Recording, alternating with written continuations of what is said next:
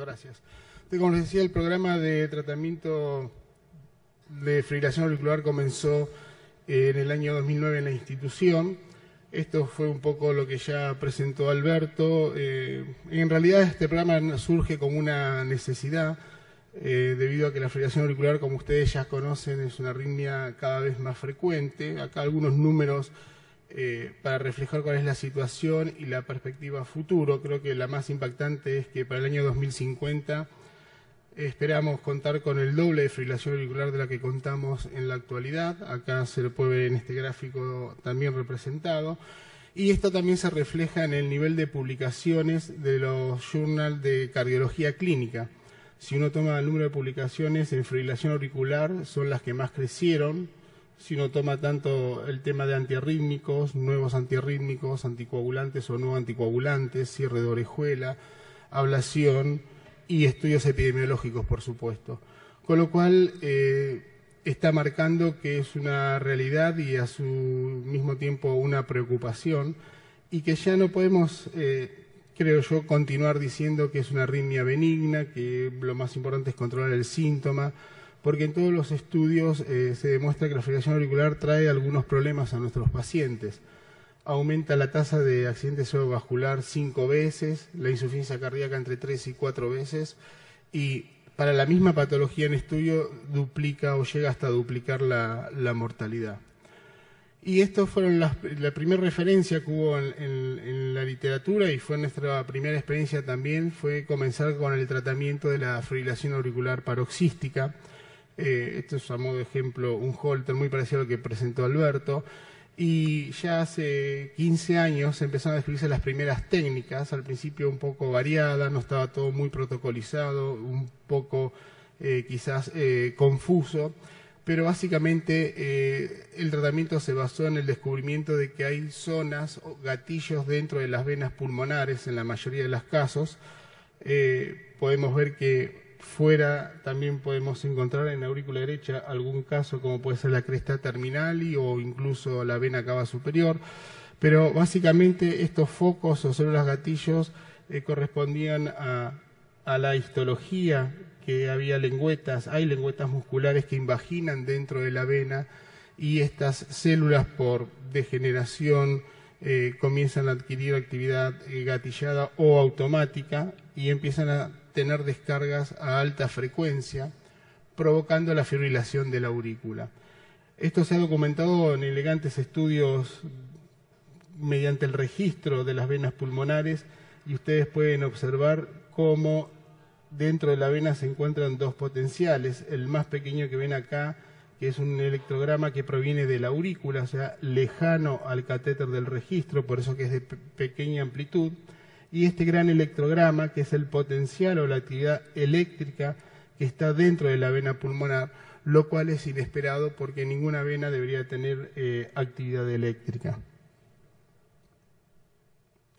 De esa misma manera, si uno estimula, puede ver y llegar a observar bien la separación de los dos potenciales, y esto a modo de ejemplo es si uno realiza el aislamiento de la vena pulmonar, lo que busca obtener, que es el aislamiento o la ausencia de actividad eléctrica en el interior de la vena.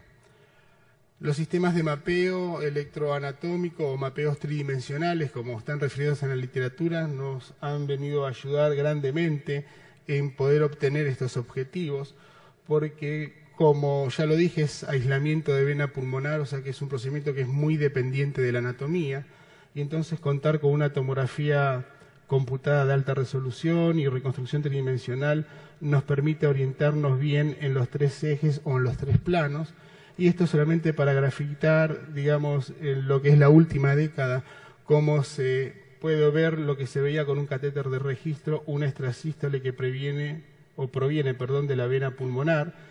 De electrosuperficie lo que vemos que son extrasístoles auriculares bloqueadas, y cómo con el sistema de mapeo podemos identificar la vena responsable, la cual, cuando esto empieza a tener descarga de 600 o 700 latidos por minuto, provoca la fibrilación de la aurícula. Avanzando en la estrategia de ablación, se contó con la presencia de catéteres circulares de 20 polos que registran el ostium o la desembocadura de la vena pulmonar, y vemos cómo tenemos siempre 2 electrogramas en las venas que son culposas, hasta que mediante la aplicación de la radiofrecuencia, el electrograma que satura el canal, que ustedes lo deben ver desde allá como más negro y de mayor amplitud, desaparece para quedarnos con un solo electrograma, que es el electrograma de la aurícula. De esta manera se reportó una tasa de éxito que se mantiene hoy en día de alrededor del 74%, con pacientes en ritmo sinusal, sin tratamiento antiarrítmico y sin anticoagulación, dependiendo de su chat-bus, y en general el 36% de estos pacientes requieren un segundo procedimiento. Esto es lo que se hace, es en cada una de las venas hacer el aislamiento total y obtenemos entonces 74% de ritmo sinusal a un año de seguimiento. Lo podemos hacer tanto en ritmo sinusal como en fibrilación auricular. Fíjense acá, lo interesante es que el electro de superficie del paciente muestra que está en fibrilación auricular, pero la vena, que es donde está registrando el catéter circular, muestra que hay un ritmo que es regular, de alta frecuencia, que algunos dieron en denominar taquicardia de la vena pulmonar, y cómo mediante la aplicación de la radiofrecuencia se interrumpe esta taquicardia y retorna al ritmo sinusal. Es un endpoint que buscamos durante el procedimiento. Y acá vemos cómo queda la vena. Aún después de convertir a ritmo sinusal, lo que buscamos es el aislamiento eléctrico, es decir, que no haya actividad eléctrica ni dentro de la vena, ni actividad eléctrica que pueda ingresar a la vena, y eso lo llamamos bloqueo bidireccional.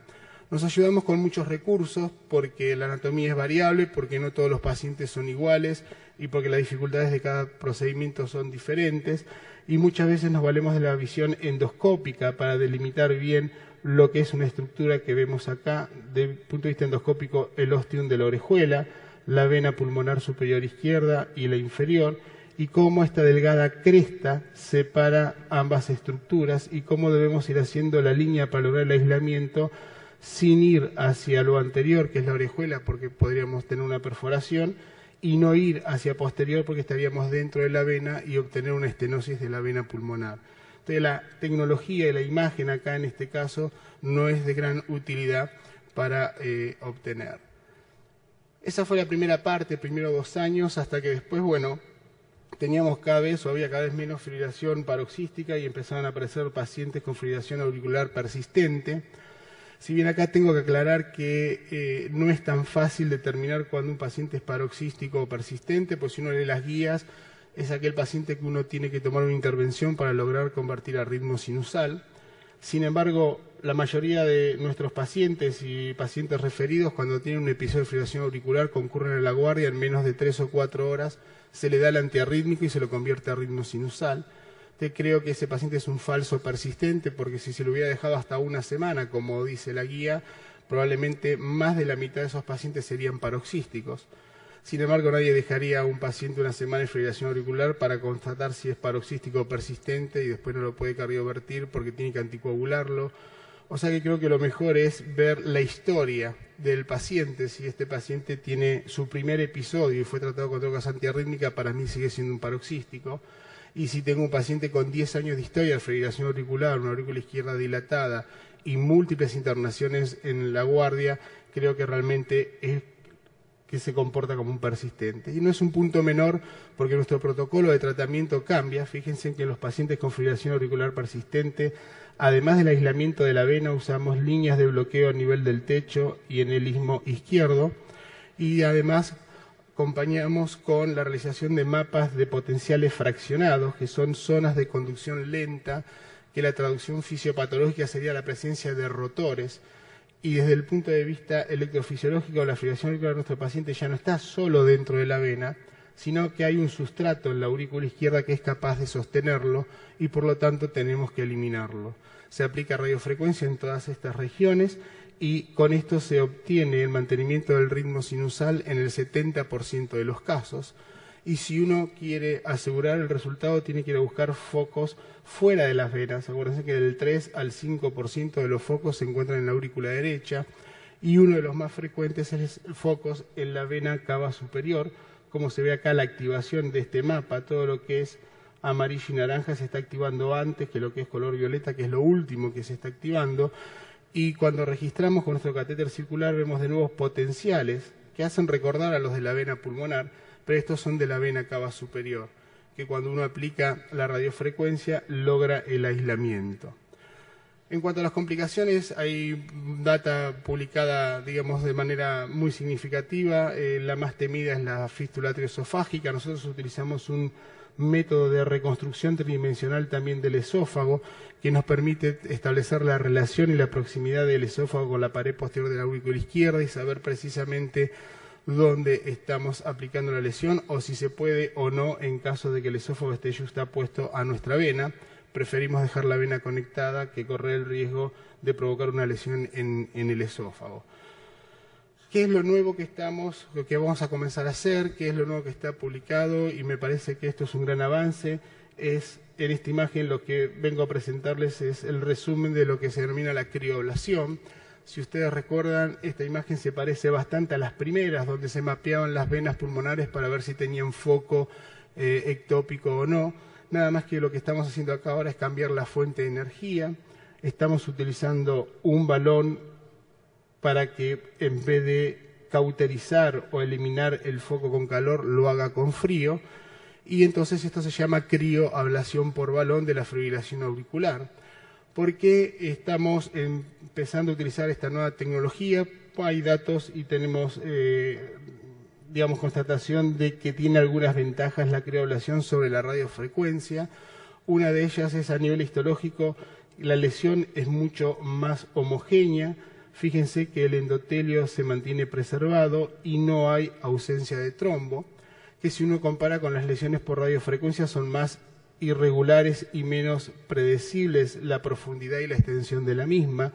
Donde hay más cantidad de respuesta inflamatoria, se ve por esta zona violácea, que es infiltración de linfocitos, disrupción del endotelio con formación de trombo, o sea que las lesiones por radiofrecuencias pueden llegar a ser más trombogénicas, por eso que los pacientes quedan anticoagulados, y básicamente lo que hacemos es hacer lo que hacemos siempre, la misma técnica, el mismo conocimiento de la anatomía, la misma navegación, solo que cambia, como les dije hace un momento, la fuente de energía, una consola con un tanque refrigerante que puede llegar a congelar el gas y llegar a temperaturas tan bajas como menos 60 grados. Buscamos entonces con un balón que tiene un diseño de ingeniería de alta seguridad. Fíjense que tiene dos balones interno y externo para evitar las fugas. Tiene un canal central donde se inyecta el gas para producir el congelamiento. Y tiene una termocupla o un sensor que nos va monitorizando segundo a segundo la temperatura que adquirimos. Este balón bajo control radioscópico se ubica en el ostium de la vena que queremos tratar y lo importante es que todo el ecuador y la cara anterior de este balón en una sola aplicación de manera lineal provoca la lesión de congelamiento que va a provocar el aislamiento de la vena pulmonar, evitando, otra ventaja, la manualidad del operador en cuanto que no hay que hacer una línea punto por punto como les mostraba en los casos anteriores, sino una vez que el balón está posicionado y estable, el aislamiento de la vena se obtiene de manera inmediata en tan solo 3 minutos. En resumen, la crioablación tiene las ventajas que les comenté, entre otras es no dolorosa, con lo cual los requerimientos de anestesia son menores y se puede hacer bajo una buena sedación. Las lesiones son homogéneas ya que mantienen la histoarquitectura, esto es decir, porque todo lo que es tejido colágeno no se destruye y entonces el proceso inflamatorio y de reestenosis también es menor, por lo cual está referido a la literatura que hay menor incidencia de estenosis de la vena pulmonar y hay menor incidencia de fístula atriesofágica, hay menor riesgo de embolia, que es una complicación infrecuente pero que no podemos olvidarla. Y lo otro que es importante tanto para el paciente como para el equipo tratante es la rapidez del procedimiento. Sin embargo, no todo es bueno con la crioblación, como con ningún método, todos tienen pro y contras. Dentro de los contras que les puedo referir para el criobalón es que ha sido reportada una lesión del nervio frénico, sobre todo cuando uno busca el aislamiento de las venas pulmonares derechas, y puede conllevar a la parálisis diafragmática, con lo cual hay técnicas de monitoreo para evitarlos. Y lo que sí creo que el dato importante es que la recuperación es del 100% de los casos. No hay ningún caso referido a la literatura de parálisis que no se haya recuperado.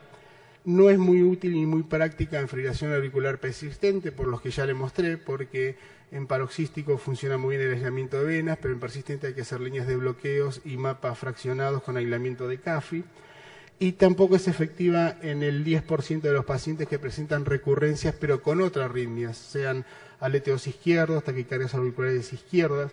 Como esto es solamente un balón diseñado para la vena pulmonar, nos encontramos con dificultad y no se puede utilizar en estos tipos de pacientes. Creo que en conclusión hay una técnica y una tecnología para cada paciente y para cada tipo de fibrilación auricular. Ya todos sabemos que no todas las fibrilaciones auriculares son las mismas, y creo que es una terapia adyuvante muy útil y muy práctica en pacientes que tienen fibrilación auricular paroxística, que están refractarios al tratamiento farmacológico y que presenten un tamaño de aurícula izquierda normal, porque a medida que la aurícula izquierda aumenta en su tamaño, los focos fuera de la vena pulmonar también aumentan en prevalencia. Nada más, muchas gracias. Muchas gracias, doctor Escalante.